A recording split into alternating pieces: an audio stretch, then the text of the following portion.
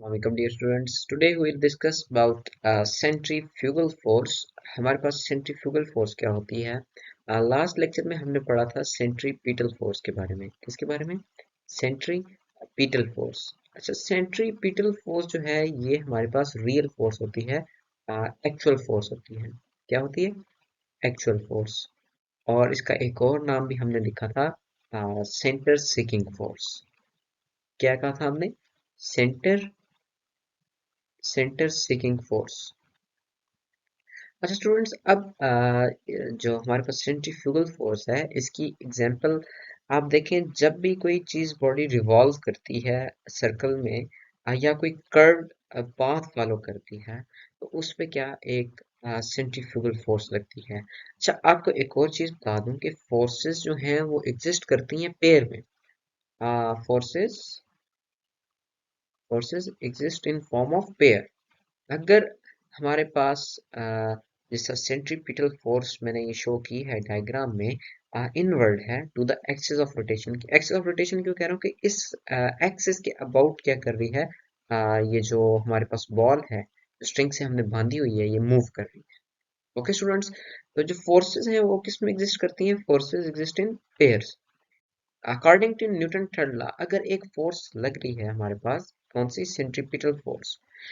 इसी मैग्नीट्यूड की इसके ओपोजिट एक फोर्स लगेगी, उसका नाम क्या होगा हमारे पास? Centrifugal force. और सेंट्रीफ्यूगल फोर्स जो होती है, पहले मैं इसको डिफाइन करता हूँ. इसको डिफाइन कैसे करेंगे? Force force. अच्छा, इसकी जो डायरेक्शन होती है क्या होती है? Radially outwards. और जो सेंट्रीपिटल फोर्स थी उसकी क्या थी? Radially inward. Radially outward. ठीक है स्टूडेंट्स. हमारे पास क्या होती है? ये आउट, ये जो रेड कलर की देखें इस पे फोर्स लग रही है बॉल पे, ये इसको क्या कर रही है? आउटवर्ड है. अगर बॉल मूव कर रही है इस डायरेक्शन के अंदर, तो इस पे जो फोर्स लग रही है वो किसी सर्कल के आउटसाइड पे, वो उसको बाहर रखना चाह रही है. अगर फर्ज करें यहाँ से ये स्ट्रिंग टूटता है, तो ये जो बॉल है ये फिर एक लीनियर मोशन में मूव करेगी. ओके. इसके पास जो मोशन होगी वो कौन सी होगी? बॉल के पास लीनियर होगी. A force radially outward and away from axis of rotation. Away from axis of rotation. ठीक है. When body are move in curve path. Axis of rotation. When body uh, moved in sorry when body moved in curved path. ठीक हो गया students. Circle भी हमारे पास एक curvature ही है. और अगर हमारे पास जिस तरह, अब इसकी एग्जांपल मैं आपको आगे देता हूँ. When body move in curve path. अच्छा स्टूडेंट्स, जो ये फोर्स है हमारे पास सेंट्रीफ्यूगल फोर्स, ये हमारे पास फिक्टिशियस फोर्स है. ये क्या है? फिक्टिशियस. और इसको एक और नाम भी है फिक्टिशियस फोर्स. और ये हमारे पास जो होती है ये स्यूडो फोर्स है. ये एक्चुअल फोर्स नहीं होती, ये रिस्पॉन्स में आती है सेंट्रीपिटल फोर्स के. तो स्यूडो का मतलब होता है धोखे वाली. ये according to Newton third law, अगर हमारे पास सेंट्रीपिटल फोर्स है, तो उसके रिएक्शन में, एक्शन के रिएक्शन में जो हमारे पास फोर्स होती है वो कौन सी होती है? Centrifugal force. और आप कभी ये देखिएगा कि आप अगर स्ट्रिंग के एंड पे बॉल बांधते हैं और अपने हाथ से रोटेट करते हैं, और अगर आप उसे छोड़ देते हैं, तो वो देखें एक लीनियर मोशन में मूव करेगा. तो हमारे पास जो एफ सेंट्रीपिटल फोर्स थी, वो हमारे पास किसके बराबर थी? -mv² bye r. ठीक है स्टूडेंट्स. और r हमारे पास क्या थी? डायरेक्शन थी. तो सेंट्रीफ्यूगल फोर्स होगी हमारे पास, वो किसके बराबर होगी? उसमें सिर्फ जो डायरेक्शन है वो चेंज हो जाएगी, वो हमारे पास आ जाएगी mv² बाय r. और साथ डायरेक्शन क्या होगी? Radially outward. Radially outward. अच्छा स्टूडेंट्स, इसको अब हम देखते हैं. अगर हमारे पास एंगुलर वेलोसिटी हमें गिवन हो तो उसका रिलेशन क्या बनता है? एम वी की जगह अगर मैं लिख दूं r omega whole square divided by r और यहाँ पे क्या है, डायरेक्शन है। तो m r square omega square divided by r. और ये मैंने आपको बताया था ये यूनिट वेक्टर है। अगर इसको मैं लिखूं पोजीशन वेक्टर में, r divided by magnitude of r, जो कि बराबर होगा किसके, एम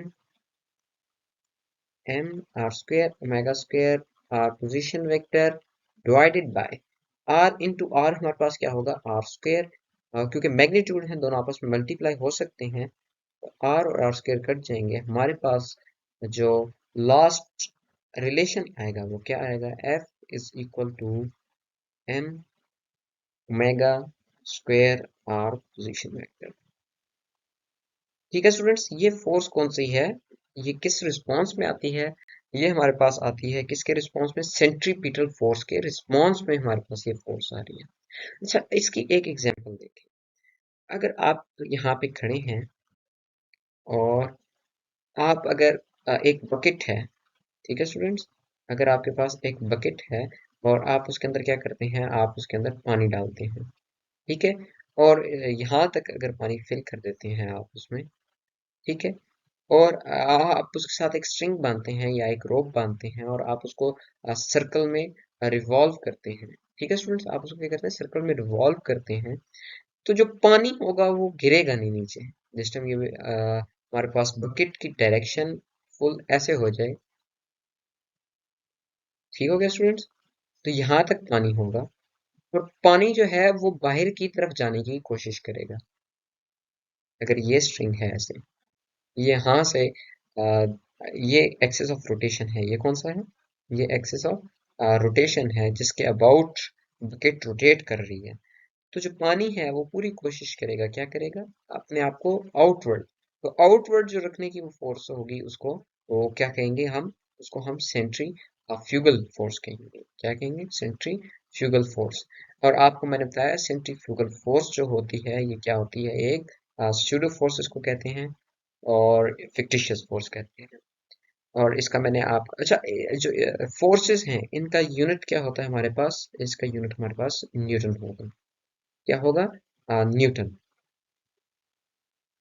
न्यूटन और न्यूटन कोई भी फोर्स है उसका एस आई यूनिट क्या है हमारे पास, उसका एस आई यूनिट हमारे पास न्यूटन है।